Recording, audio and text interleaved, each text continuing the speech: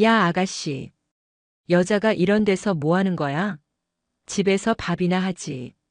시끄러운 함성과 응원가, 뜨거운 열기로 가득 찬 잠실 야구장의 밤. 그 한가운데서 역겨운 술 냄새와 함께 날아온 시비는 이서연의 귓가에 파고들었다. 그녀의 눈은 조금의 동요도 없이 목소리가 날아온 곳을 향했다. 험악한 인상의 산의 대여섯이 낄낄거리며 그녀를 위아래로 훑어보고 있었다. 그들의 자리 주변은 맥주캔과 오징어 다리가 어지럽게 널려 있었고 이미 다른 관객들은 불쾌한 기색으로 자리를 피하고 있었다. 고객님, 다른 분들의 관람에 방해가 됩니다. 소란을 멈춰 주십시오. 이서연의 목소리는 기계처럼 차갑고 평탄했다. 에기스 시큐리티의 팀장을 상징하는 검은색 정장은 그녀의 다부진 체격을 감추고 있었지만 그 안에서 뿜어져 나오는 기운은 평범한 보안 요원의 것이 아니었다. 이니어에서는 신입 팀원 김민준의 긴장한 목소리가 흘러나왔다. 팀장님, 저놈들 흥낭파놈들입니다. 그냥 경찰에 넘기시는 게 아직은 아니야. 서연은 짧게 답하며 상황을 주시했다. 대한민국 최고의 명문 구단들이 맞붙는 한국 시리즈 마지막 경기. 수만 관중의 안전을 책임져야 하는 에기스 시큐리티에게 오늘은 가장 중요한 날이었다. 사소한 소란이 걷잡을 수 없는 사고로 번지는 것을 그녀는 수없이 봐왔다. 아가씨가 뭘 안다고. 우리가 우리 돈 내고 즐기겠다는데. 가장 덩치가 큰 사내 황철용이 자리에서 일어섰다. 그의 팔뚝에 새겨진 늑대 문신이 꿈틀거리는 듯 했다. 취기와 객기가 뒤섞인 그의 눈이 서연을 향해 번들거렸다. 규칙은 모두에게 동일하게 적용됩니다. 마지막 경고입니다. 즉시 소란을 멈추고 자리에 앉아 주십시오. 서연의 단호한 말에 황철용의 얼굴이 일그러졌다. 그는 손에 들고 있던 닭뼈를 그라운드를 향해 힘껏 던졌다. 하얀 뼈가 포물선을 그리며 날아가 파울 라인 안쪽에 떨어졌다. 관중석 여기저기서 비명이 터져나왔고 경기는 잠시 중단되었다. 경고. 내가 뭔데 나한테 경고를 해. 황철용이 서연의 어깨를 거칠게 밀쳤다. 그 순간 서연의 눈빛이 변했다.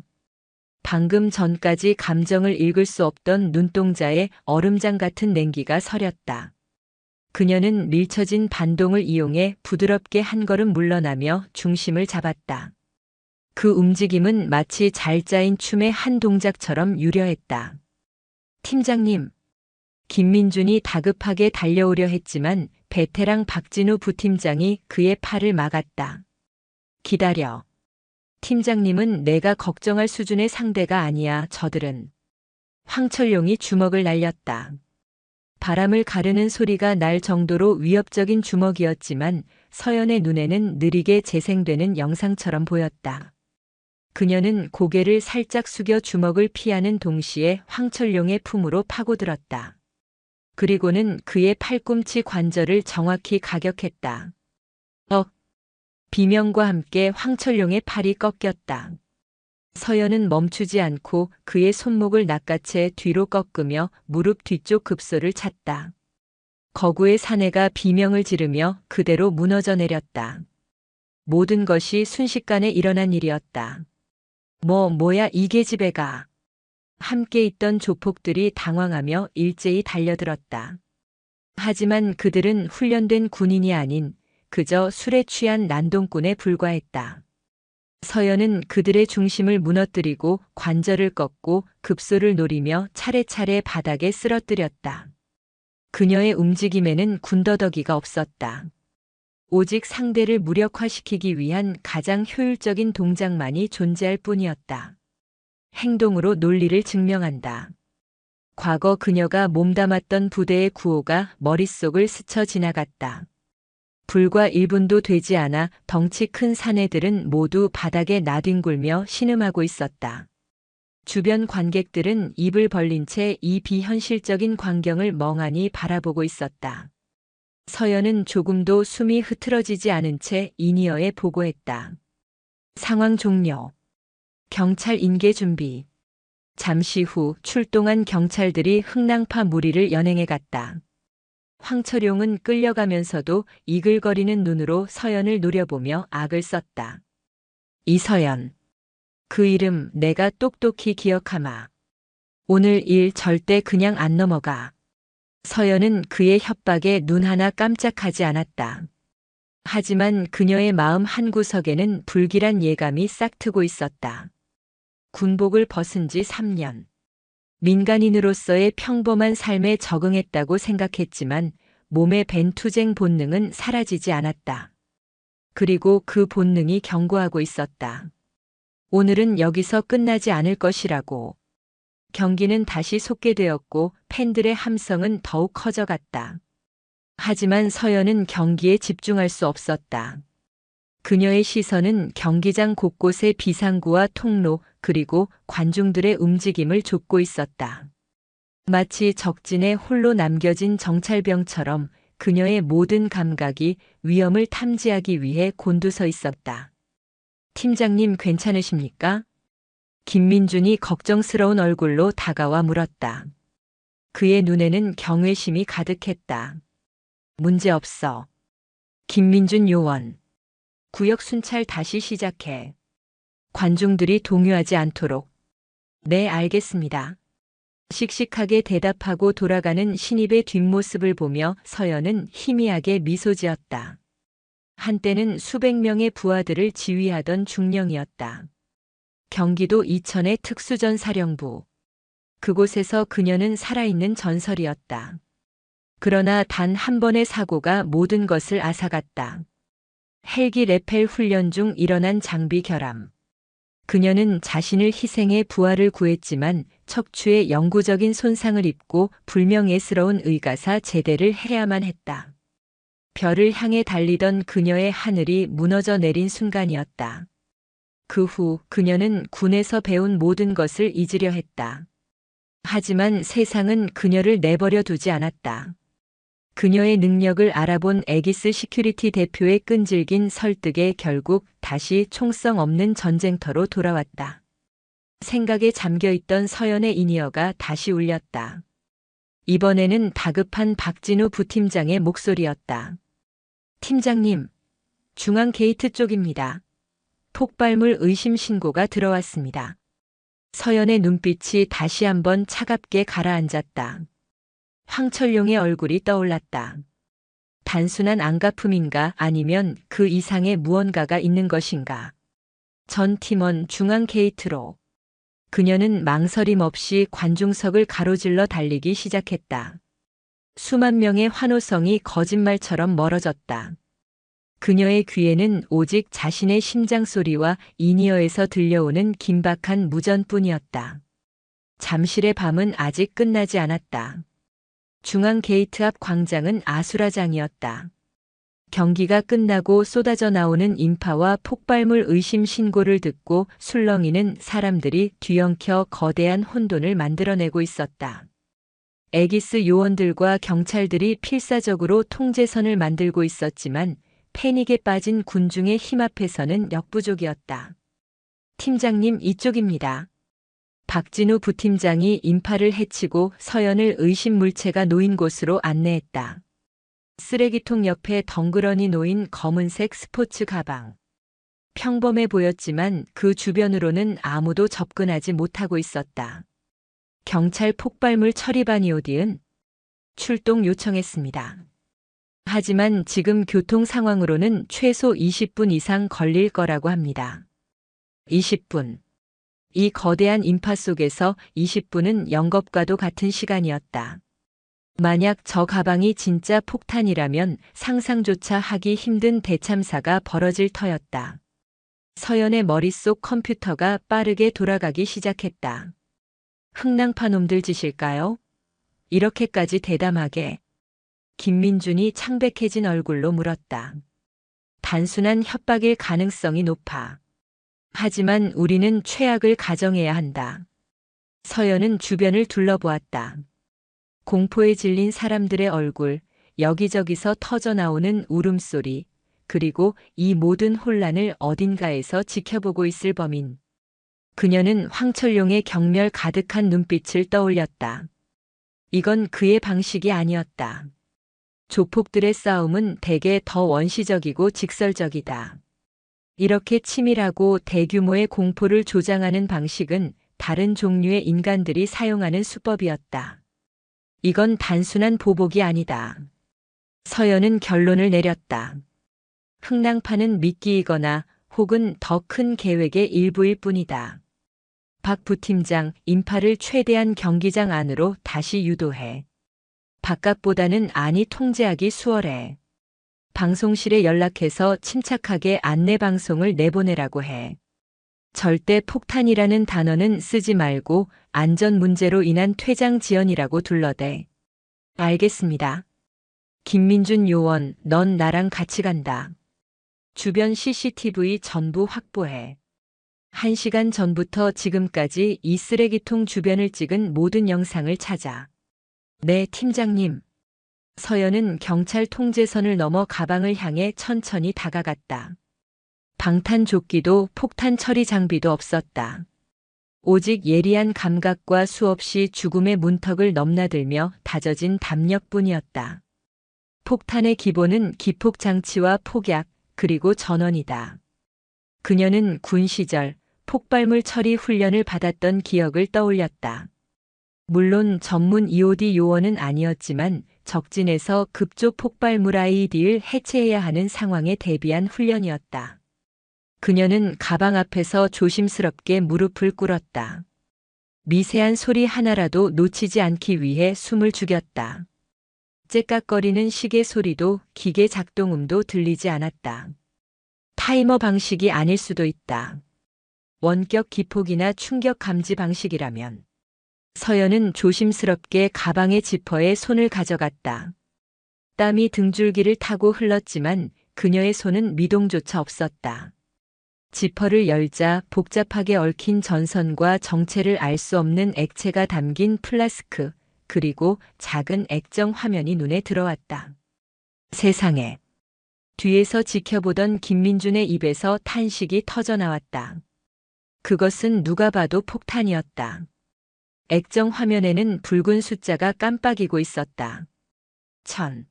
10분 후 폭발하도록 설정되어 있었다. 팀장님, 안 됩니다. EOD가 올 때까지 기다리셔야 합니다. 박진우가 무전으로 절규했다. 하지만 서연은 그의 말을 듣지 않았다. 10분 안에 이 많은 사람들을 대피시키는 것은 불가능했다. 그리고 저 폭탄은 그녀가 보기엔 뭔가 이상했다. 너무 조잡해. 전선 연결 방식이나 폭약의 배치가 전문가의 솜씨가 아니야. 하지만 저 액체는 그녀의 시선이 플라스크에 담긴 무색의 액체에 꽂혔다. 만약 저것이 단순한 폭약이 아니라 화학 물질이라면 폭발과 동시에 유독가스가 퍼져나가는 최악의 시나리오가 펼쳐질 수도 있었다. 김민준 요원. 이 폭탄 사진 찍어서 당장 사령부 시절 아는 화학병기 전문가에게 보내. 보안 채널 사용해서. 하지만 그건 규정 위반. 내 책임이야. 지금은 사람 목숨이 먼저다. 빨리. 서연의 단호한 명령에 김민준은 더 이상 토를 달지 못하고 스마트폰을 꺼내 들었다. 서연은 다시 폭탄에 집중했다. 타이머는 8분 30초를 가리키고 있었다. 그녀는 전선의 흐름을 쫓았다. 전원 공급 장치로 보이는 배터리에서 기폭 장치로 연결되는 가장 중요한 선을 찾아야 했다. 빨간 선과 파란 선. 영화에서 흔히 보던 진부한 클리셰였지만 실제로 많은 급조 폭발물은 혼란을 주기 위해 일부러 그런 함정을 파놓기도 했다. 범인은 우리가 이걸 발견하길 원했어. 그리고 이 혼란 자체를 즐기고 있는 거야. 그 순간 서연의 머릿속에 섬광처럼 하나의 가설이 스쳐 지나갔다.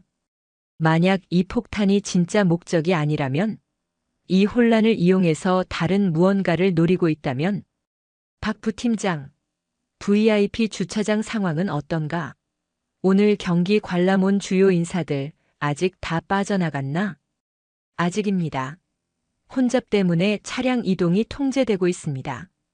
대부분 차 안에서 대기 중입니다. 젠장. 서연은 자리에서 벌떡 일어났다. 모든 조각이 맞춰지는 느낌이었다. 흥랑파의 소란, 어설픈 폭탄 소동. 이것들은 모두 시선을 끌기 위한 연막이었다. 진짜 목표는 따로 있었다. 이건 가짜야. 혹은 위력이 약한 교란용이다. 진짜 목표는 VIP 주차장이야. 전 요원 VIP 주차장으로. 서연은 미친 듯이 달리기 시작했다. 그녀의 외침에 다른 요원들도 당황하면서도 일사불란하게 움직였다. 남겨진 폭탄의 타이머는 7분을 향해 달려가고 있었다. 가짜일 수도 있다는 그녀의 말을 믿으면서도 모두의 등골에는 식은땀이 흘렀다. 만약 그녀의 판단이 틀렸다면 잠시 후 이곳은 지옥으로 변할 것이었다. VIP 주차장에 도착했을 때 서연의 불길한 예감은 현실이 되어 있었다. 주차장은 출구를 막아선 사고 차량 때문에 아수라장이었고 그 혼란을 틈타 검은 옷을 입은 괴한 몇몇이 한 차량을 에워싸고 있었다. 대상은 방산업계의 거물인 강철중 회장의 방탄세단이었다. 모두 멈춰. 서연이 소리치며 달려들자 괴한 중 한 명이 그녀를 향해 총구를 돌렸다. 소음기가 달린 권총이었다. 탕! 날카로운 총성과 함께 서연의 옆에 있던 주차 차단기가 부서져 나갔다. 대한민국 서울 한복판에서, 그것도 수만 명이 모인 야구장에서 총격이라니. 이것은 더 이상 보안 문제가 아니었다. 명백한 테러 행위였다. 군인 나부랭이가 아직도 정신을 못 차렸군. 괴한 중 하나가 비웃으며 말했다. 익숙한 목소리. 서연은 그의 얼굴을 확인하고 숨을 멈췄다. 몇 해 전 군사 기밀 유출 혐의로 그녀의 손에 체포되었던 전직 북파 공작원 강태식이었다. 그는 어떻게 감옥에서. 내년 때문에 내 인생이 끝장났지. 오늘은 그 빚을 좀 갚아야겠다. 강태식의 눈이 뱀처럼 번뜩였다. 그들 뒤에서는 강철중 회장의 차문을 강제로 열려는 시도가 계속되고 있었다. 이것은 단순한 납치나 테러가 아니었다. 이서연, 그녀 자신을 향한 복수국이기도 했다. 그녀는 다시 한번 피할 수 없는 전쟁의 한복판에 서게 된 것이다. 강태식, 내가 어떻게 여기에? 서연의 목소리가 낮게 잠겼다. 과거의 악몽이 눈앞에 되살아난 듯 했다. 강태식은 한때 최고의 북파 공작원이었지만 돈에 눈이 멀어 군사 기밀을 해외에 팔아넘기려다 첩보를 입수한 서연의 팀에게 생포되었다. 당시 작전은 서연이 직접 지휘했고 격투 끝에 강태식을 제압한 것도 그녀 자신이었다. 오랜만이야, 이 중력날이. 아니, 이제는 그냥 보안팀장인가? 꼴이 말이 아니군. 강태식이 소음기 달린 총구를 까딱이며 조롱했다. 그의 뒤로 부하들이 특수 장비를 이용해 방탄 차량의 유리를 깨기 시작했다. 유리가 깨지는 파열음이 주차장에 날카롭게 울렸다. 강 회장을 노리는 건가? 아니면 나인가? 둘 다지. 강철중, 그 영감은 우리가 원하는 물건을 가지고 있고 넌 내 완벽했던 계획을 망친 대가를 치러야지. 상황은 최악이었다. 상대는 소총으로 무장하고 있었고 이쪽은 김민준과 박진우를 포함한 몇 명의 비무장 요원이 전부였다. 경찰 특공대가 출동하려면 폭탄 소동이 벌어진 중앙 게이트를 뚫고 와야 했다. 시간이 없었다.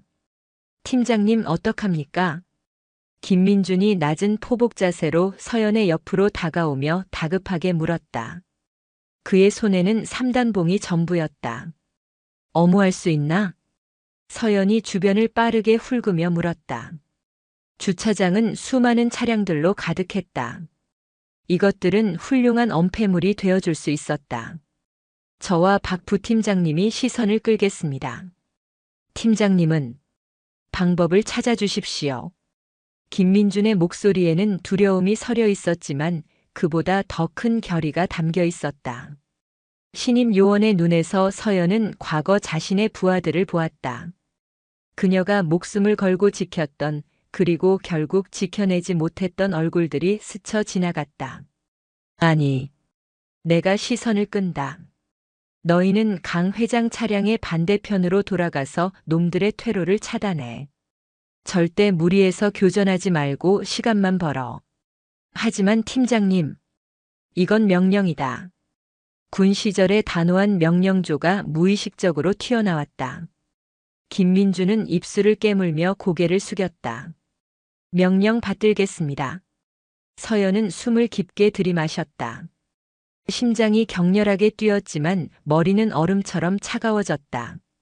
그녀는 주차장 기둥 뒤에 몸을 숨긴 채 강태식과의 거리를 가늠했다. 약 20m. 권총의 유효 사거리 아니지만 동시에 자신이 돌파할 수 있는 거리이기도 했다. 강태식, 내 상대는 나다. 서연은 소리치며 기둥 뒤에서 뛰쳐나와 옆에 주차된 세단 위로 몸을 날렸다. 예상치 못한 움직임에 강태식의 부하들이 당황하며 총구를 돌렸다. 탕! 탕! 총알이 차량 지붕을 뚫고 지나갔다. 서연은 몸을 굴려 반대편으로 착지함과 동시에 다시 옆 차량으로 몸을 옮겼다. 그녀의 움직임은 마치 파쿠르 선수처럼 현란하고 빨랐다. 적들의 시선이 온통 그녀에게 쏠린 사이 김민준과 박진우는 어둠 속으로 조용히 사라졌다. 저 여우 같은 년. 강태식이 욕설을 뱉으며 직접 서연을 향해 조준 사격을 시작했다. 서연은 차량들 사이를 지그재그로 달리며 총알을 피했다. 유리창이 깨지고 타이어가 터지는 소리가 주차장을 가득 메웠다. 이것은 그녀에게 익숙한 교향곡이었다. 피와 화약 냄새가 뒤섞인 전쟁의 음악. 5m만 더. 그녀의 목표는 강태식과의 거리를 좁히는 것이었다. 총을 든 상대와 싸우는 가장 좋은 방법은 총을 무용지물로 만들 수 있는 초근접전으로 들어가는 것이다. 마침내 마지막 차량을 박차고 땅을 구르는 순간 서연은 강태식의 바로 앞까지 접근했다. 강태식은 놀라움에 잠시 굳었다. 그 짧은 순간을 서연은 놓치지 않았다. 그녀는 바닥을 기는 듯한 낮은 자세로 그의 다리를 걸어 넘어뜨렸다. 크역. 균형을 잃은 강태식이 뒤로 넘어지며 총을 놓쳤다. 서연은 즉시 그의 위로 올라타 팔꿈치로 명치를 가격했다. 하지만 강태식 역시 만만한 상대가 아니었다. 그는 고통 속에서도 서연의 머리채를 잡아챘고 두 사람은 주차장 바닥을 구르며 격렬한 육탄전을 벌이기 시작했다. 서연은 관절기를 시도했지만 강태식은 짐승 같은 힘으로 빠져나왔다. 그의 주먹이 서연의 얼굴을 스쳤다. 입가에서 비릿한 피 맛이 느껴졌다. 역시 죽지 않았구나, 내 안의 괴물은. 강태식이 헐떡이며 말했다. 그의 눈에는 증오와 함께 기묘한 희열이 감돌고 있었다. 그는 서연과의 싸움 자체를 즐기고 있는 듯 했다. 한편 그의 부하들은 방탄 차량의 문을 거의 열어가고 있었다. 그 순간 주차장 반대편에서 소화기 분말이 터져나오며 시야를 가렸다. 김민준과 박진우의 작전이었다. 콜록. 뭐야? 괴한들이 당황하는 사이 박진우가 튀어나와 한 명의 뒤통수를 소화기로 가격해 쓰러뜨렸다. 김민준 역시 3단봉을 휘두르며 다른 한 명을 상대했다.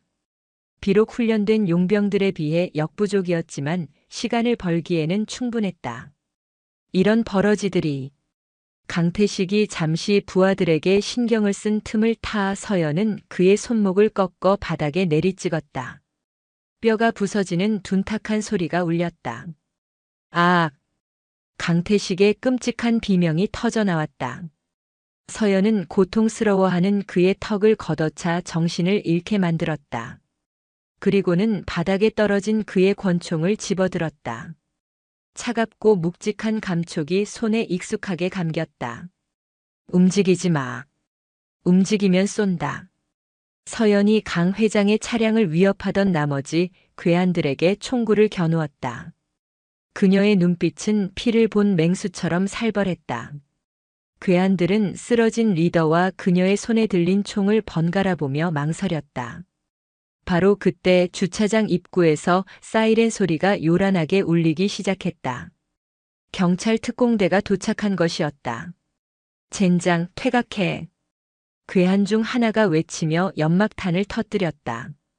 자욱한 연기가 주차장을 뒤덮었고 그들은 연기 속으로 사라졌다. 서연은 부상당한 요원들을 챙기느라 그들을 추격할 수 없었다. 연기가 거치자 주차장에는 서연과 그녀의 팀원들, 그리고 정신을 잃은 강태식과 그의 부하 한 명만이 남아 있었다. 강철중 회장은 차 안에서 무사했다. 팀장님, 괜찮으십니까? 김민준이 다리를 절뚝이며 다가왔다. 그의 팔에는 깊은 자상이 나 있었다.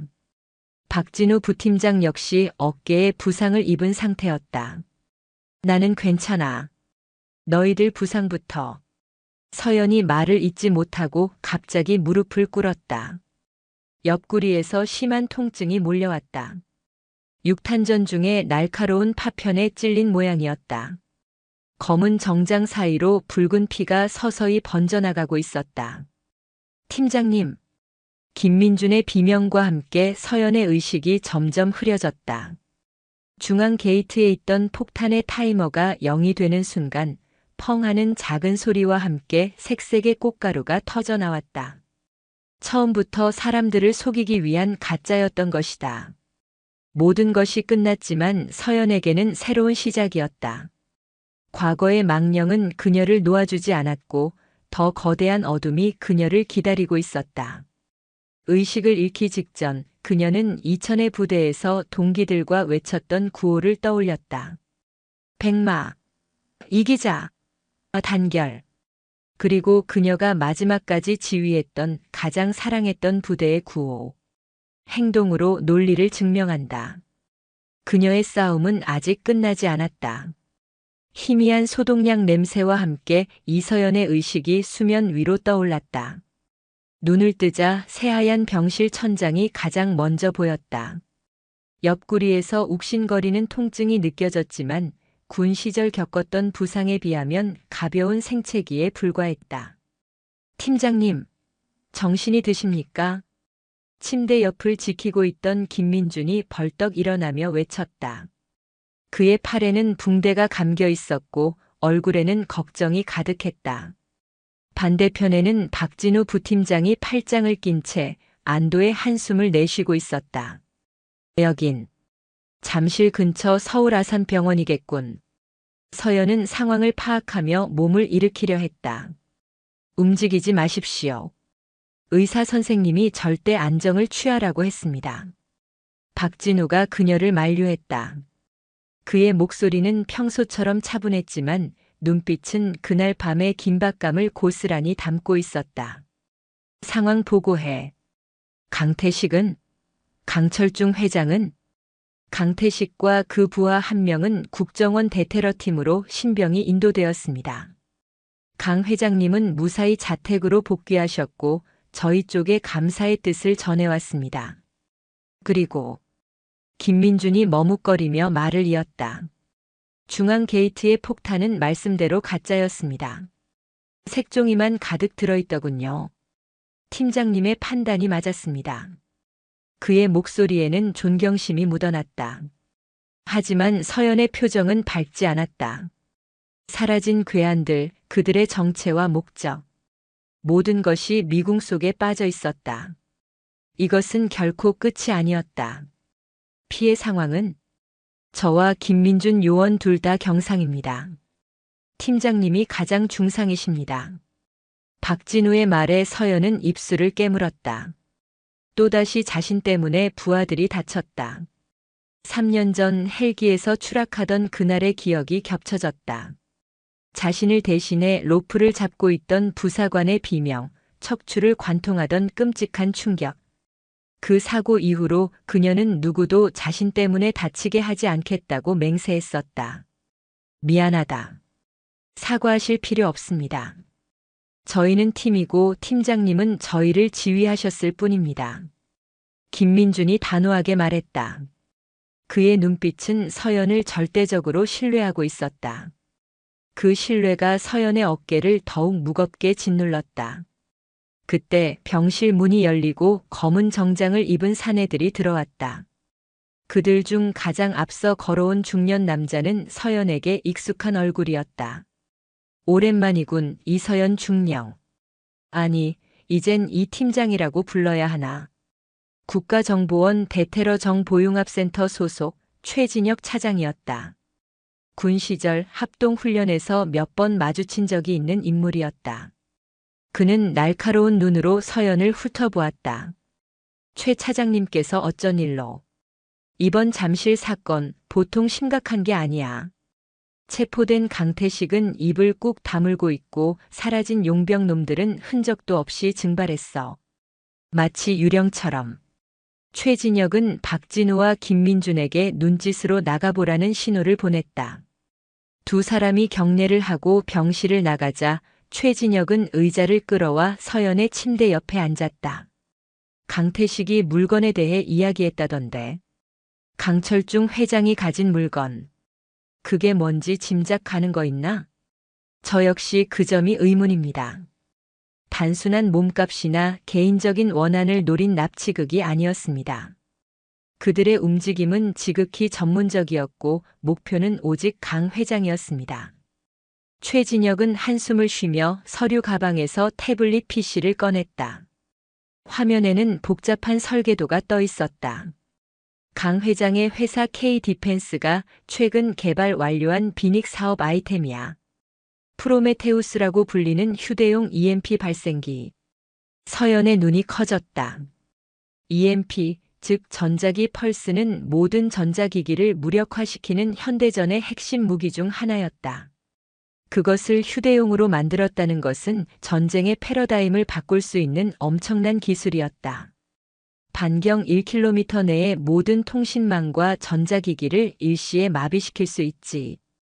군용은 물론이고 금융, 교통, 전력 시스템까지도. 이게 만약 테러리스트의 손에 들어간다면 서울 한복판에서 제2의 911 사태가 벌어질 수도 있어. 설마 강 회장이 그걸 직접 가지고 있었던 겁니까? 시연회를 위해 극비리에 이동시키던 중이었어. 프로토타입 단 한 대. 강태식과 그 배후 세력은 그 정보를 정확히 알고 있었던 거고. 이건 단순 테러가 아니라 국가 안보를 뒤흔드는 전쟁이야. 최진혁의 말에 병실 안의 공기가 무겁게 가라앉았다. 서연은 자신의 상처가 하찮게 느껴졌다. 야구장의 작은 소란으로 시작된 사건이 이제는 대한민국의 운명을 좌우할 수 있는 거대한 위협으로 변해 있었다. 사라진 용병들 정체는 파악됐습니까? CCTV에 찍힌 인상착의와 전투 방식을 분석해 본 결과 키메라라는 이름으로 활동하는 다국적 용병 집단일 가능성이 높아. 그림자 부대라고도 불리지. 돈만 주면 뭐든지 하는 놈들이지만 특히 전 세계의 군사기술을 탈취하는 데 특화된 집단이야. 그들의 배후에 누가 있는지는 아무도 몰라. 키메라. 서연은 그 이름을 속으로 되뇌었다. 들어본 적 없는 이름이었다. 하지만 그들의 실력은 몸으로 직접 겪어보았다. 이서연 팀장. 이번 사건은 이제 국정원에서 전담한다. 에기스 시큐리티는 공식적으로 수사에서 제외될 거야. 민간 회사가 감당할 수 있는 수준을 넘어섰어. 최진혁의 말은 통보였다. 예상했던 일이었지만 서연의 가슴 속에서 뜨거운 무언가가 치밀어 올랐다. 저는 그들과 직접 맞섰습니다. 그들의 움직임, 말투, 사소한 습관까지 기억하고 있습니다. 제가 도움이 될 겁니다. 그 마음은 고맙지만 여긴 군대가 아니야. 그리고 당신은 더 이상 군인도 아니고 얌전히 병원에 누워서 치료나 받아. 이건 국가를 위한 내 명령이야. 최진혁은 차갑게 말을 끊고 자리에서 일어났다. 그는 문을 열고 나가기 직전 잠시 멈춰서서 돌아보며 말했다. 그리고 3년 전 사고 유감스럽게 생각한다. 당신 같은 인재를 잃은 건 군의 큰 손실이었지. 그러니 더 이상 무모한 짓으로 남은 인생마저 낭비하지 말게. 문이 닫히고 병실에는 다시 정적이 흘렀다. 서연은 주먹을 셔츠가 축축해질 정도로 꽉 쥐었다. 무모한 짓, 낭비. 최진혁의 마지막 말은 그녀의 가장 아픈 상처를 후벼 팠다. 그녀는 군인이 아니었지만 군인 정신까지 버린 것은 아니었다. 국가와 국민을 지키겠다는 맹세는 군복을 벗는다고 사라지는 것이 아니었다. 행동으로 논리를 증명한다. 그래, 여기서 누워있는 것은 그녀의 방식이 아니었다. 국정원이 거대한 조직망으로 수사를 진행한다면 자신은 날카로운 칼끝처럼 적의 심장부를 파고들 것이다. 보이지 않는 적, 키메라와 그 배후를 자신의 손으로 찾아내야만 했다. 이것은 단순히 강 회장을 지키는 임무가 아니었다. 3년 전 잃어버렸던 자신의 명예와 자신 때문에 다친 부하들, 그리고 조국을 위한 싸움이었다. 서연은 링거 바늘을 망설임 없이 팔에서 뽑아냈다. 옆구리의 통증이 다시금 그녀의 결심을 다그쳤다. 그녀는 병실을 나와 어둠이 내린 서울의 거리로 향했다. 이제부터는 누구의 명령도 받지 않는 오직 그녀 자신만의 전쟁이 시작될 것이었다. 밤의 공기는 차가웠지만 서연의 머리는 그 어느 때보다 맑았다. 병원을 빠져나온 그녀가 가장 먼저 향한 곳은 사건 현장인 잠실 야구장의 VIP 주차장이었다. 경찰의 통제선이 여전히 둘러쳐 있었지만 어둠을 틈타 내부로 잠입하는 것은 그녀에게 어려운 일이 아니었다. 주차장은 그날 밤의 처절한 흔적을 고스란히 간직하고 있었다. 깨진 유리 조각, 타이어 자국, 그리고 희미하게 남은 핏자국까지. 서연은 특수부대 시절의 감각을 총동원해 현장을 샅샅이 훑기 시작했다. 경찰 과학수사대가 이미 샅샅이 훑고 지나갔겠지만 그들이 놓친 무언가가 분명히 있을 것이라 확신했다. 군인의 시각과 경찰의 시각은 근본적으로 달랐다. 경찰이 증거를 찾는다면 군인은 전술적 흔적을 찾는다. 그녀는 강태식과 격투를 벌였던 곳에 쪼그려 앉았다. 바닥에 마른 핏자국은 그녀 자신의 것이었다. 그녀는 주변을 훑어보던 중 주차장 기둥의 환풍구 격자 사이에 끼어 있는 아주 작은 금속 조각 하나를 발견했다. 크기는 새끼 손톱보다 작았고 흙먼지가 묻어 있어 눈에 잘 띄지 않았다. 조심스럽게 그것을 꺼내 손바닥 위에 올려놓았다. 탄피였다. 하지만 일반적인 권총이나 소총의 탄피와는 모양이 달랐다. 훨씬 작고 재질도 일반적인 황동이 아닌 티타늄 합금처럼 보였다. 그리고 탄피의 바닥에는 독수리의 발톱을 형상화한 듯한 작은 문양이 새겨져 있었다. 경찰은 아마 이것을 단순한 고철 조각으로 생각하고 지나쳤을 것이다. 하지만 서연은 직감했다. 이것이 키메라의 흔적이라는 것을. 그녀는 탄피를 주머니에 넣고 다른 흔적을 찾아 나섰다. 그들이 강 회장의 차량에 접근했던 경로, 총격전이 벌어졌을 때의 엄폐 위치, 그리고 퇴각 경로. 서연은 그들의 움직임을 머릿속으로 시뮬레이션했다. 그들의 움직임은 지극히 효율적이고 계산적이었다. 마치 수십 번은 함께 작전을 수행한 팀처럼. 퇴각 경로가 너무 깔끔해. 서연은 혼잣말을 했다. 그들은 연막탄을 터뜨리고 주차장 외벽 쪽으로 사라졌다. 외벽은 높이가 5m가 넘었지만 그들에게는 장애물이 되지 않았을 것이다. 그녀는 벽으로 다가가 손전등을 비췄다. 벽면에는 희미하게 긁힌 자국들이 남아 있었다. 그리고 그 자국들 사이에서 그녀는 아주 미세한 흰색 가루를 발견했다. 손가락으로 살짝 찍어 냄새를 맡아보았다. 탄산 마그네슘. 암벽 등반용 초크 가루다. 하지만 일반적인 스포츠용 초크와는 입자의 곱기가 달랐다. 마찰력을 극대화하기 위해 특수 성분이 첨가된 군용 초크. 이건 역시 키메라가 남긴 발자국이었다. 그 순간 서연의 머릿속에 과거의 기억 하나가 섬광처럼 스쳐 지나갔다. 때는 5년 전 강원도 인제의 험준한 산악지대. 707특임대와 미 그린베레의 혹독한 연합산악훈련이 한창이었다. 당시 대위였던 이서연은 최정예 대원들을 이끌고 악천후 속에서 수직 암벽을 오르고 있었다. 비와 바람이 몰아치는 절벽에서 모두가 한계에 부딪혔을 때였다. 더는 못 가겠습니다. 로프가 미끄러집니다. 한 젊은 하사가 공포에 질려 외쳤다. 바로 그때 연합훈련의 교관으로 참여했던 한 미군이 성큼성큼 다가왔다. 그는 아무런 안전장치도 없이 맨손으로 절벽을 오르며 특수 제작된 초크를 바위에 발라 마찰력을 만들었다. 그의 움직임은 인간이 아닌 마치 한 마리 도마뱀 같았다. 두려움은 뇌가 만들어내는 환상일 뿐이다. 오직 목표와 내 몸만 생각해라. 그는 유창한 한국어로 외치며 대원들을 독려했다. 그의 이름은 알렉스. 동양계 미국인이었던 그는 그린벨의 내에서도 최고의 전술가이자 암벽 등반 전문가로 알려져 있었다. 훈련이 끝난 후 서연은 그와 잠시 대화를 나눌 기회가 있었다. 당신이 사용하는 그 초크 시중에서는 구할 수 없는 물건 같군. 서연의 말에 알렉스는 시익 웃으며 자신의 배낭에서 작은 주머니를 꺼내 보여주었다. 주머니에는 탄피에서 봤던 것과 똑같은 독수리 발톱 문양이 새겨져 있었다. 비공식 보급품이지.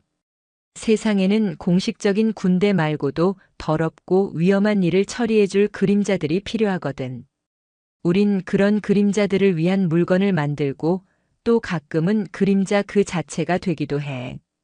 그의 말이 그때는 무슨 의미인지 깊게 생각하지 않았다.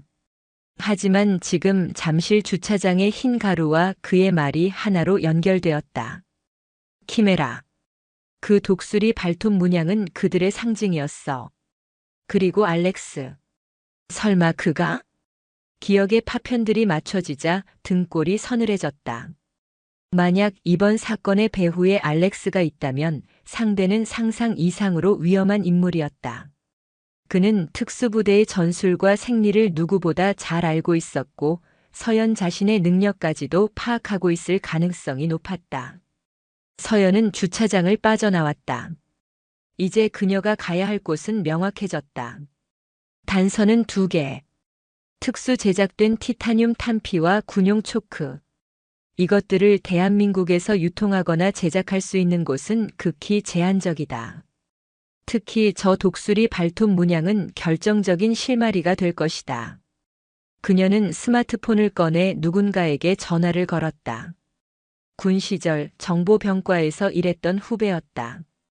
지금은 전역하고 방산업계에서 무기 브로커로 일하고 있는 어둠의 세계에 정통한 인물이었다. 나다. 이서연. 수화기 너머에서 잠시 침묵이 흘렀다. 선배님이십니까? 이게 얼마만입니까?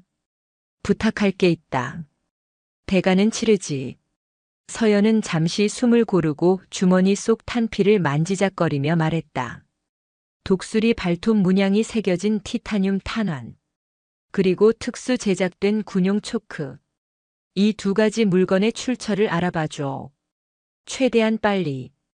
이것은 더 이상 국정원이나 경찰이 해결할 수 있는 문제가 아니었다. 그림자를 잡기 위해서는 그녀 자신도 기꺼이 그림자 속으로 걸어 들어가야만 했다. 찾았습니다. 선배님. 하루가 채 지나지 않아 후배에게서 연락이 왔다. 그의 목소리는 평소와 달리 긴장감이 서려 있었다. 독수리 발톱. 아클라라고 불리는 상징입니다. 이탈리아의 한 소규모 방산 업체에서 시작된 커스텀 브랜드인데 지금은 전 세계 VVIP 고객이나 최상위 용병 부대를 상대로만 극소량의 특수 장비를 주문 제작하는 곳입니다. 정식 루트로는 절대 구할 수 없는 물건들입니다. 국내에도 유통된 기록이 있나? 공식 기록은 전무합니다. 하지만 뒷골목 정보에 따르면 최근 키메라라는 놈들이 아시아 지역에서 활동을 시작하면서 아클라 제품들을 사용한다는 소문이 있습니다. 그리고 그들이 최근에 아지트로 사용하는 걸로 의심되는 장소가 하나 있습니다. 서연의 심장이 뛰었다. 어디지? 구로 디지털 단지 남쪽 폐공장 지대입니다. 몇 달 전부터 해외 자본이 그 일대 공장들을 헐값에 사들였는데 유독 한 곳만 철거하지 않고 경비를 세웠다고 합니다. 밤마다 정체불명의 화물 트럭들이 드나든다는 목격담도 있고요. 구로동 폐공장. 서울의 심장부에 그런 위험한 소굴이 도사리고 있었다니. 고맙다. 빚은 나중에 갚지. 서연은 전화를 끊고 즉시 박진우와 김민준에게 연락했다. 그녀 혼자서 감당하기에는 너무 위험한 일이었다. 팀장님 제정신이십니까? 거길 우리끼리 급습하자는 겁니까? 국정원에 알려야 합니다. 연락을 받고 달려온 김민준이 기겁하며 말했다. 박진우 역시 심각한 표정으로 서연을 바라보고 있었다. 최 차장은 우리를 믿지 않아. 보고해봤자 시간만 낭비하고 놈들이 눈치챌 기회만 줄 뿐이야. 이건 정보전이야. 우리가 먼저 움직여야 해. 하지만 저희는 비무장 민간인입니다. 상대는 중무장한 용병들이고요. 박진우의 합리적인 지적에 서연은 잠시 눈을 감았다. 그의 말이 맞았다. 이것은 자살 행위나 다름없었다. 하지만 그녀에게는 확신이 있었다. 우리는 싸우러 가는 게 아니야. 확인하러 가는 거다.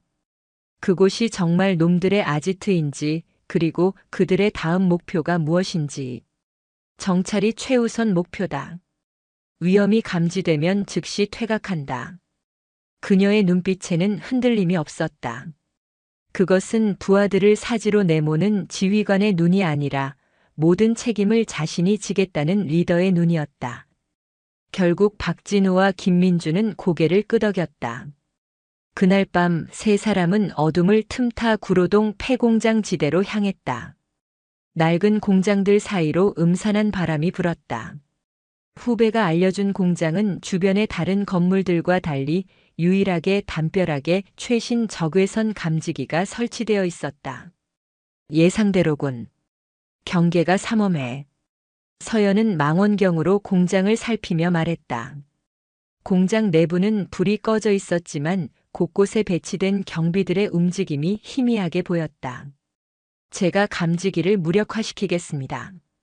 군대에서 배운 게 이런 데 쓰일 줄은 몰랐네요. 김민준이 작은 전자기기를 꺼내 들며 비장하게 말했다. 그는 통신병과 출신이었다. 잠시 후 경비 시스템에 작은 오류가 발생한 틈을 타 세 사람은 담을 넘어 공장 부지 안으로 조용히 잠입했다. 내부는 거대한 창고와 여러 개의 작은 건물들로 이루어져 있었다. 그들은 그림자처럼 이동하며 가장 중앙에 있는 본 건물로 접근했다. 건물 창문은 모두 검은 천으로 가려져 있었지만 희미한 빛이 새어나오고 있었다. 서연은 박진우와 김민준에게 경계를 맡기고 혼자 벽에 몸을 붙인 채 창문 틈으로 내부를 엿보았다. 내부는 최첨단 장비로 가득 찬 작전 상황실처럼 꾸며져 있었다. 대형 모니터에는 서울 시내의 지도와 복잡한 데이터들이 떠 있었고 10여 명의 무장한 용병들이 분주하게 움직이고 있었다. 그리고 그들 중앙에 서서 지시를 내리고 있는 한 남자. 서연은 숨을 멈췄다. 5년 전 강원도 암벽에서 만났던 알렉스였다. 그는 그때보다 더 날카롭고 위험한 분위기를 풍기고 있었다. 프로메테우스의 확보는 실패했지만 플랜 B로 전환한다. 목표는 원소스 기술을 가진 연구원 한지원 박사다. 그의 위치는 파악됐나? 알렉스의 목소리가 틈새를 비집고 흘러나왔다. 네, 보스. 현재 강원도 철원에 있는 국방과학연구소 분원에 격리 보호 중입니다. 한지원 박사. 프로메테우스를 개발한 핵심 인물. 놈들은 기술 자체를 탈취하는 것이 아니라 기술을 만들어낼 수 있는 두뇌를 노리고 있었던 것이다. 국정원 놈들이 경호를 맡고 있겠지만 그 정도는 우리에게 장애물이 되지 않아. 이서연 그 여자가 방해물이지만 아마 지금쯤 병원에서 끙끙 앓고 있겠지. 알렉스는 비웃으며 말했다. 그 순간 서연의 등 뒤에서 차가운 금속 감촉이 느껴졌다. 움직이지 마. 움직이면 머리가 날아갈 테니. 언제 다가왔는지 2명의 키메라 용병이 소음기 달린 총구를 그들의 머리에 겨누고 있었다. 함정이었다. 놈들은 그들이 올 것을 미리 알고 기다리고 있었던 것이다. 상황실 문이 열리고 알렉스가 천천히 걸어 나왔다.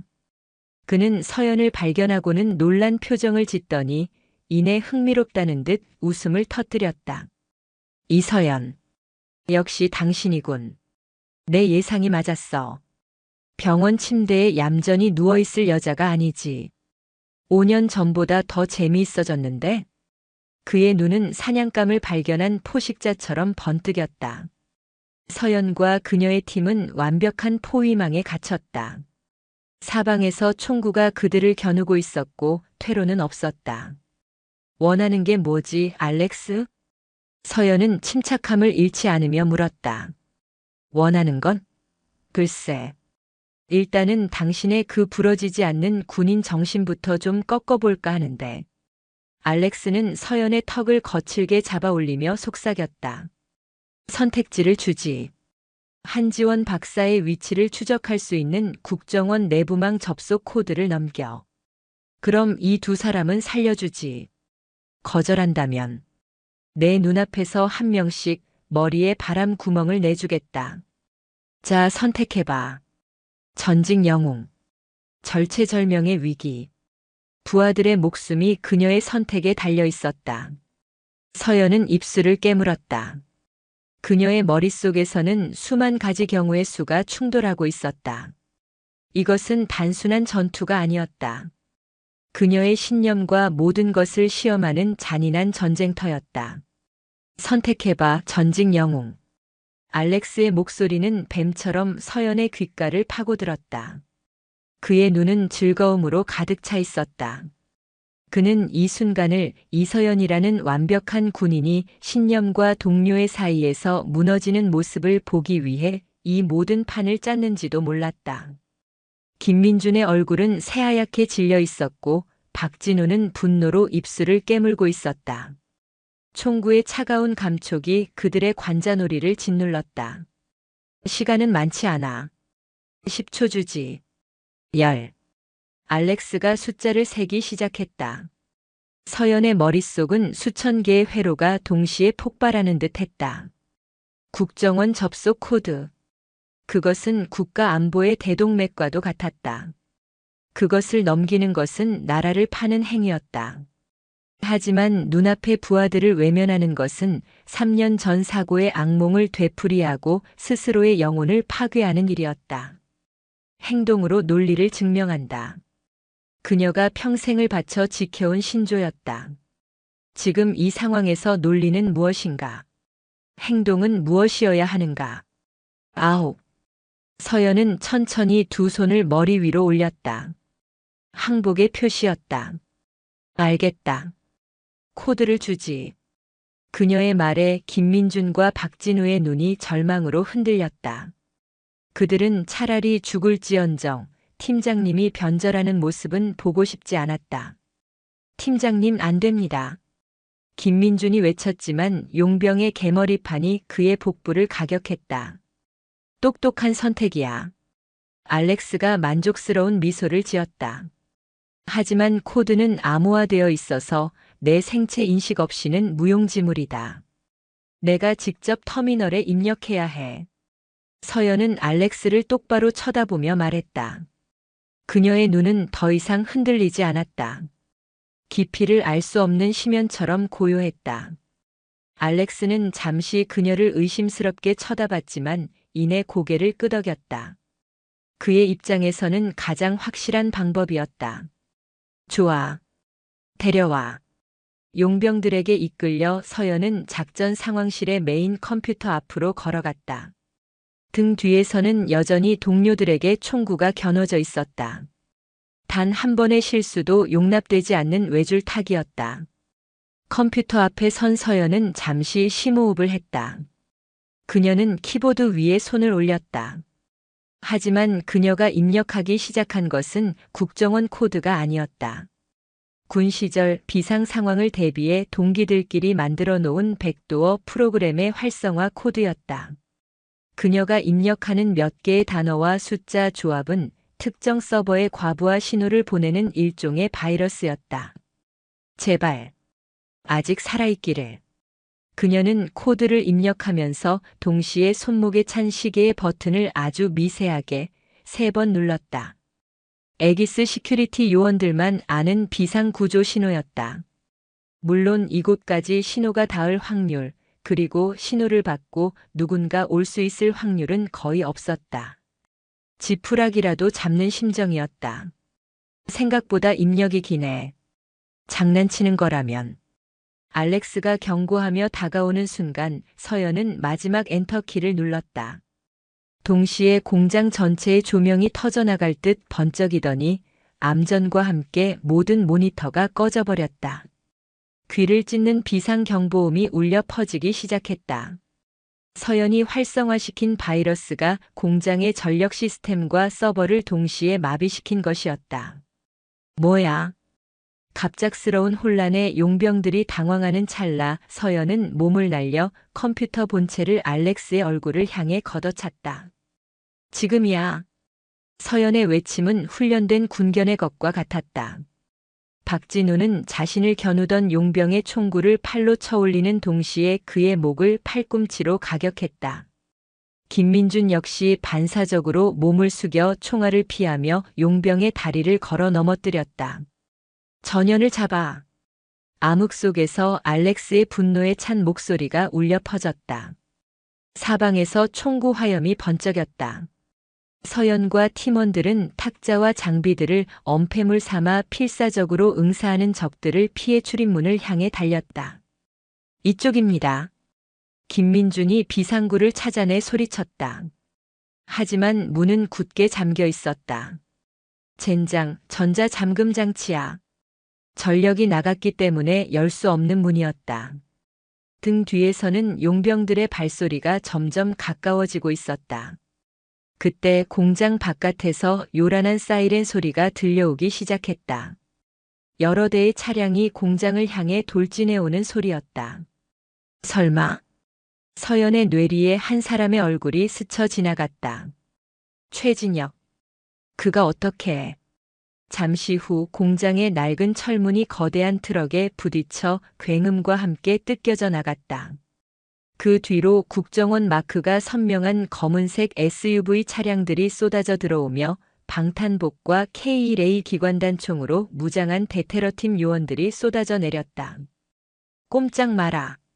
움직이면 발포한다. 상황은 순식간에 역전되었다.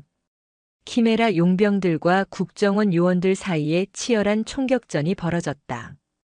이서연. 이쪽이다. 최진혁 차장이 방탄 차량 뒤에서 서연을 향해 소리쳤다. 서연은 박진우와 김민준을 이끌고 총알이 빗발치는 공장 마당을 가로질러 달렸다. 어떻게 알고 오신 겁니까? 차량 뒤에 몸을 숨긴 서연이 숨을 몰아쉬며 물었다. 당신이 군 후배라는 그 무기 브로커, 우리 쪽 정보원이기도 해. 당신이 그에게 연락했을 때부터 모든 걸 파악하고 있었어. 당신을 미끼로 쓸 생각이었지. 그런데 생각보다 빨리 판을 키워버릴 줄은 몰랐군. 최진혁은 씁쓸하게 웃으며 말했다. 결국 모든 것이 그의 손바닥 아니었다. 하지만 결과적으로 그 덕분에 목숨을 건졌다. 알렉스는 놓쳤다. 한 요원이 외쳤다. 알렉스는 공장 지하에 숨겨둔 비밀 통로를 통해 이미 사라진 뒤였다. 팀장님. 김민준이 서연의 팔을 붙잡았다. 그의 눈에는 안도감과 함께 깊은 존경심이 담겨 있었다. 서연은 그의 어깨를 두드려주며 말했다.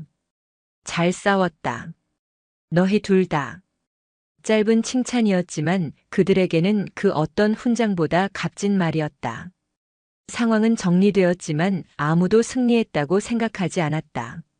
알렉스는 놓쳤고 그들의 다음 목표는 한지원 박사라는 것을 알게 되었다.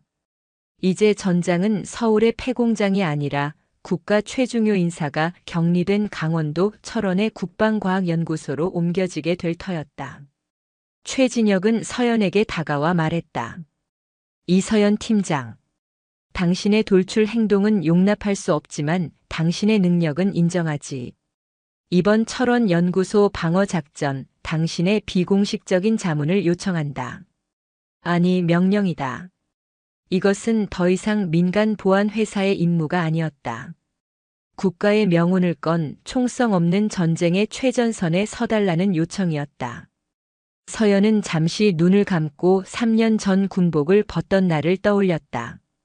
다시는 돌아오지 않으리라 맹세했던 길이었다.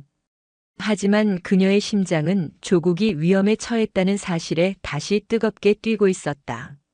알겠습니다. 명령 받들겠습니다.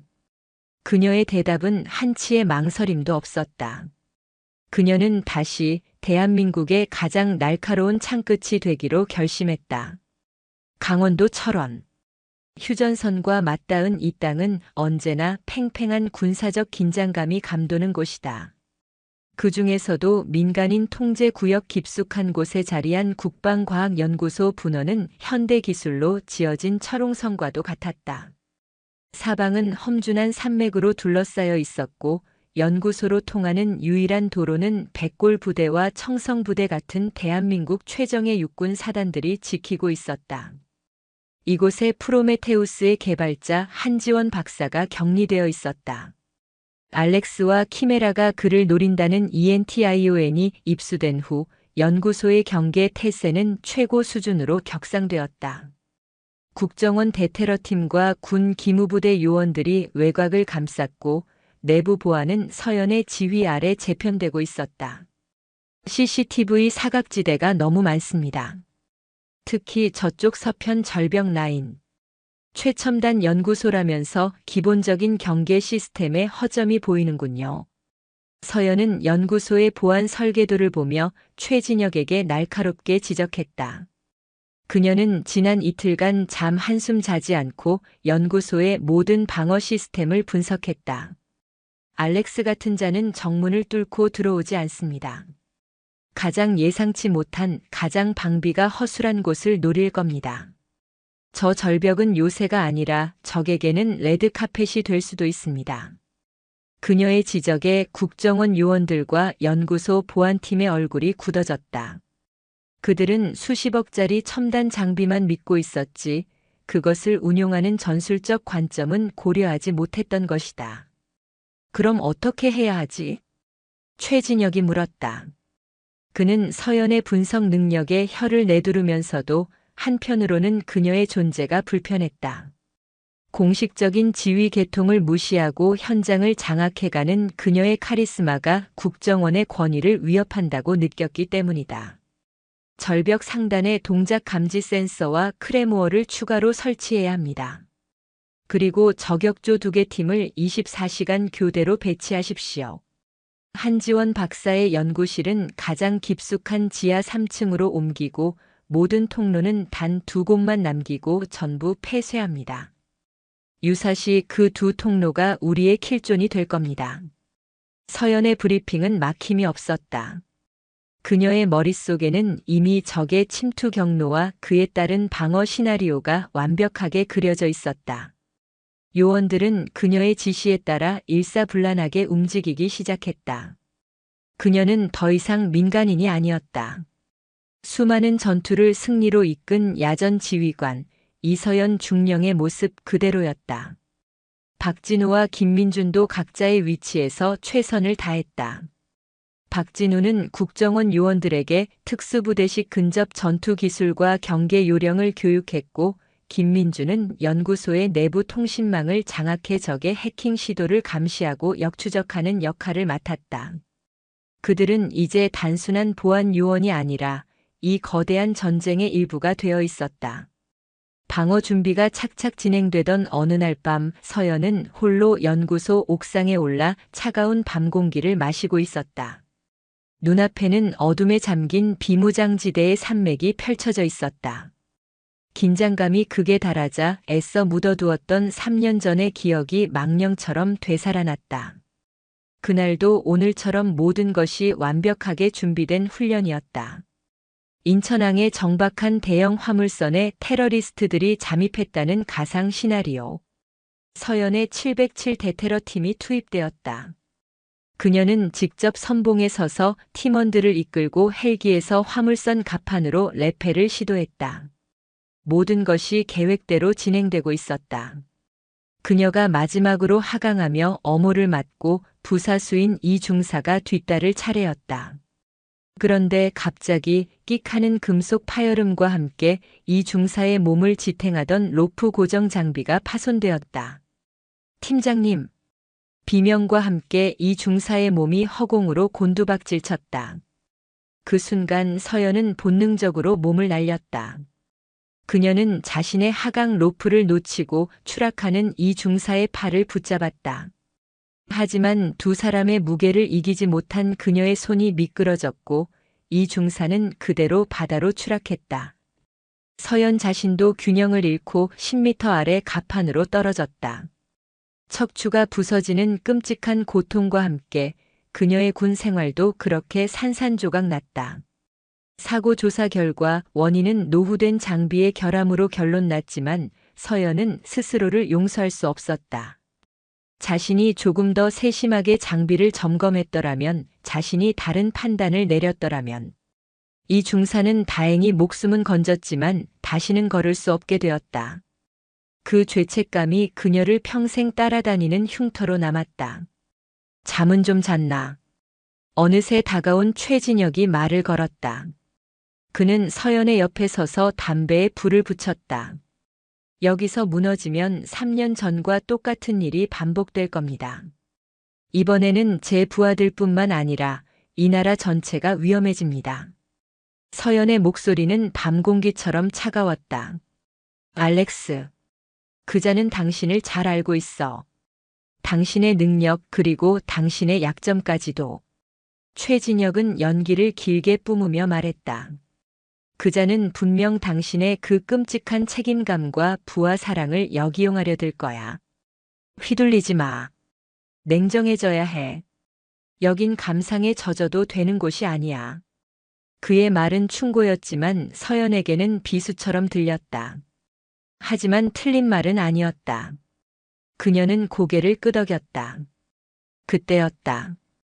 연구소 전체에 날카로운 경보음이 울려 퍼졌다.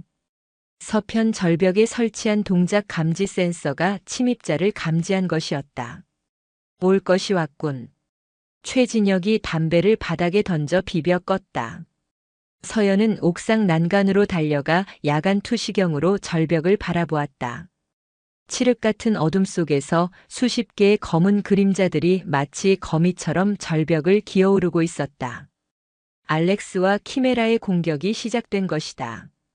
전원 전투 위치로. 적 침투 개시. 서연의 목소리가 무전기를 통해 연구소 전체에 울려 퍼졌다. 철옹성 안에서의 길고 긴 밤이 시작되고 있었다. 적 3번 섹터 돌파. B팀 복도에서 교전 중. 통신망의 노이즈가 심합니다. 적의 재민 공격입니다. 연구소 내부는 순식간에 전쟁터로 변했다. 알렉스의 부대는 예상대로 서편 절벽을 통해 침투한 후 3개의 루트로 나뉘어 연구소 내부로 파고들었다. 그들의 움직임은 한치의 오차도 없는 기계와 같았다.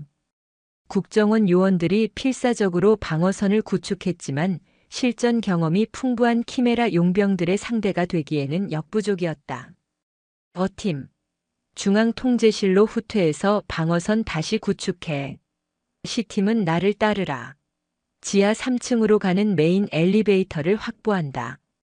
서연은 총알이 빗발치는 복도를 달리며 침착하게 명령을 내렸다.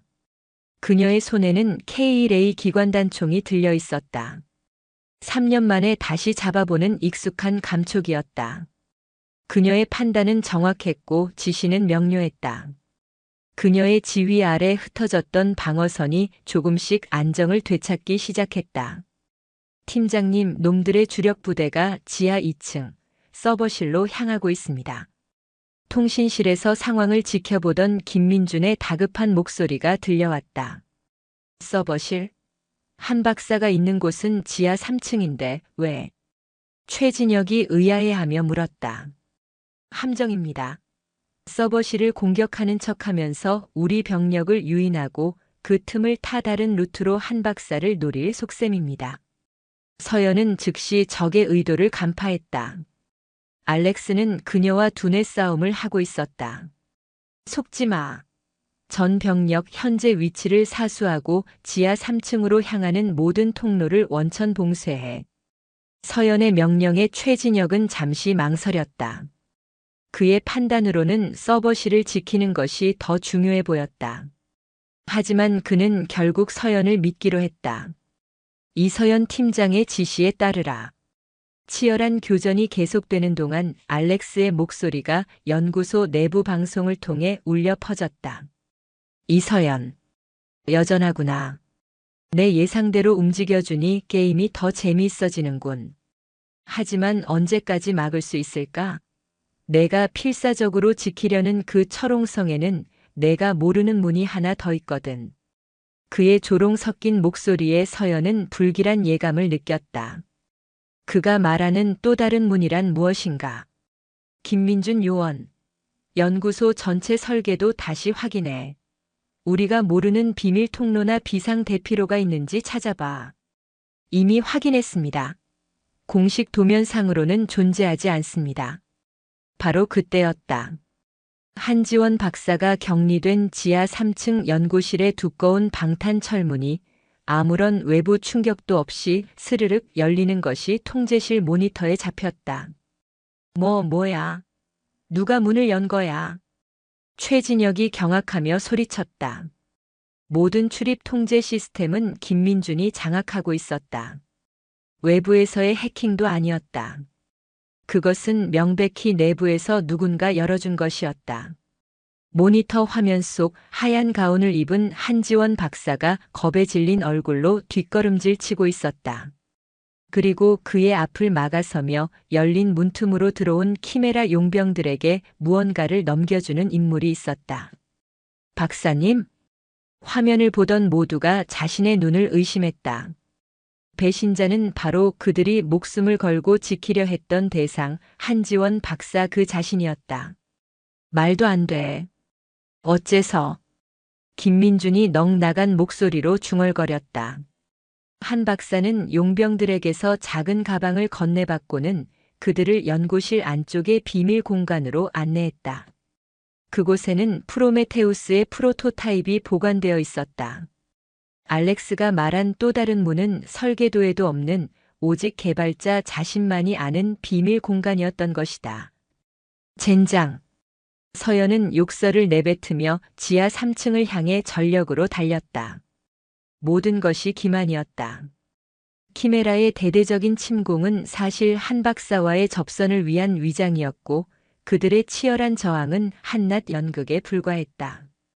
서연이 마침내 연구실 앞에 도착했을 때 복도에는 이미 최후의 방어선을 지키던 국정원 요원들이 모두 쓰러져 있었다. 그리고 연구실 안 알렉스가 프로메테우스가 담긴 가방을 어깨에 메고 한지원 박사의 어깨를 두드리며 서 있었다. 수고했어, 박사.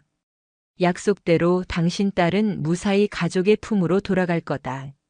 한 박사는 눈물을 흘리며 고개를 숙였다.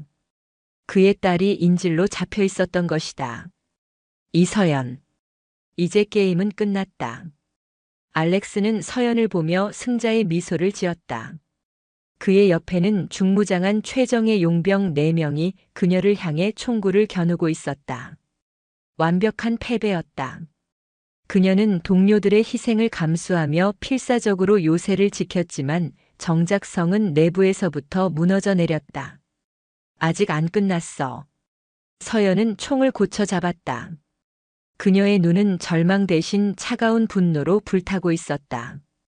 혼자서 5명의 최정예 용병을 상대해야 하는 절망적인 상황. 하지만 그녀에게는 물러설 곳이 없었다.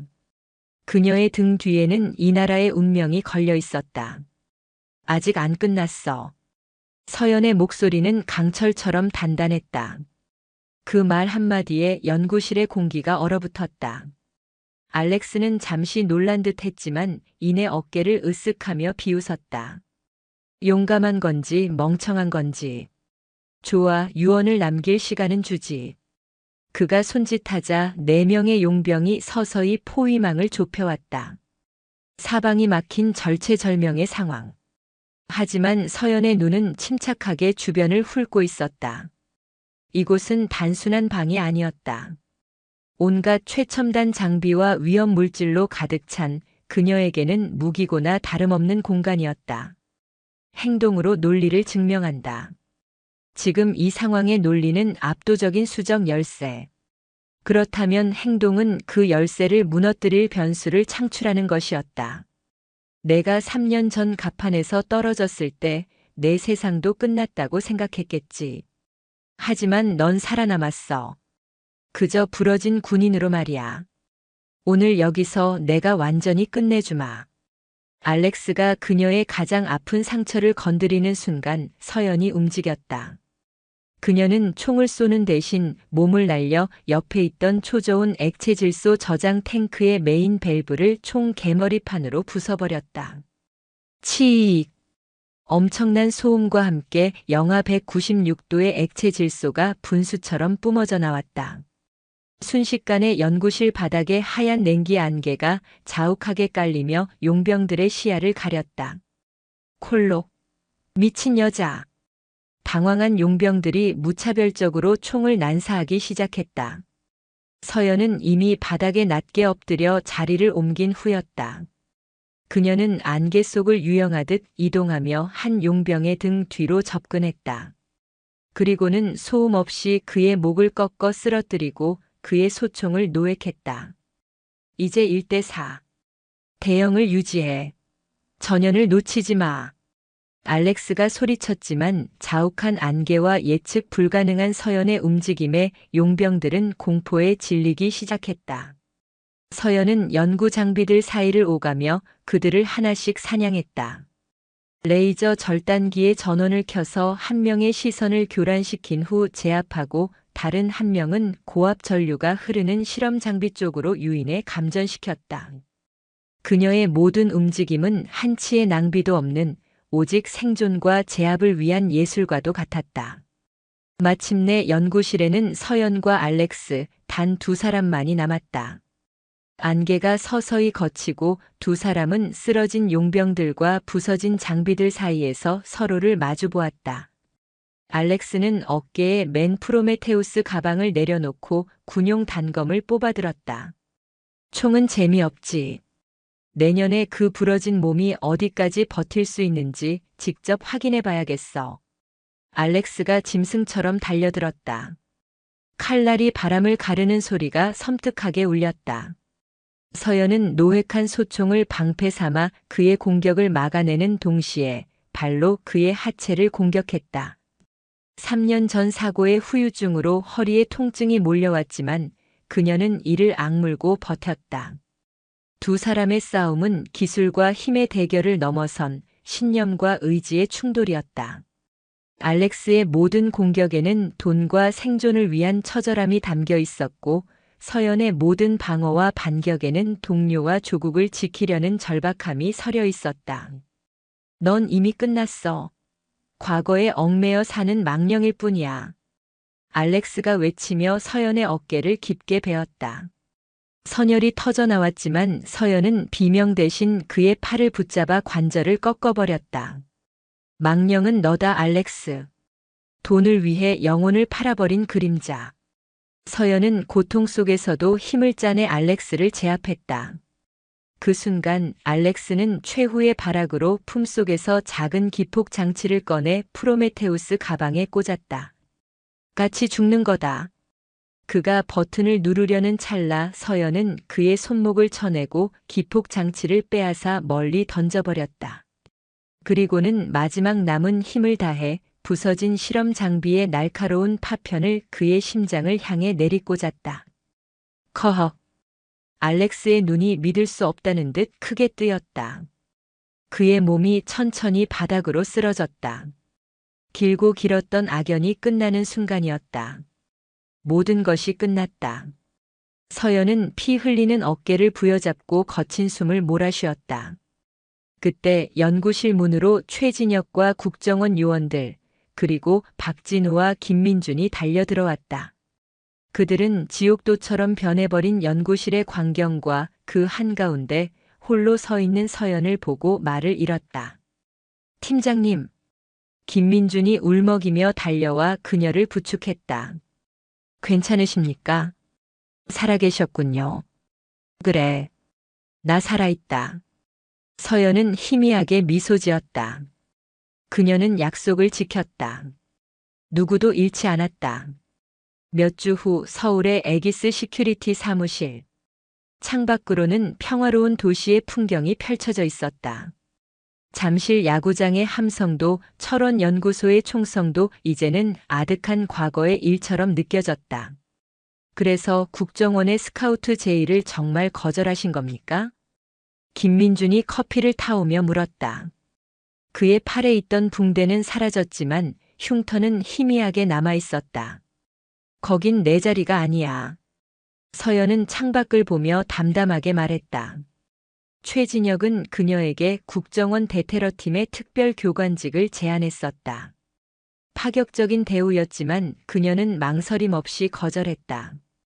저는 이제 군인 이서연이 아니라 애기스 시큐리티의 팀장 이서연입니다. 제 부하들은 제가 지켜야죠. 그녀의 말에 박진우 부팀장도 흐뭇한 미소를 지었다. 그때 사무실 전화벨이 울렸다. 네, 애기스 시큐리티입니다.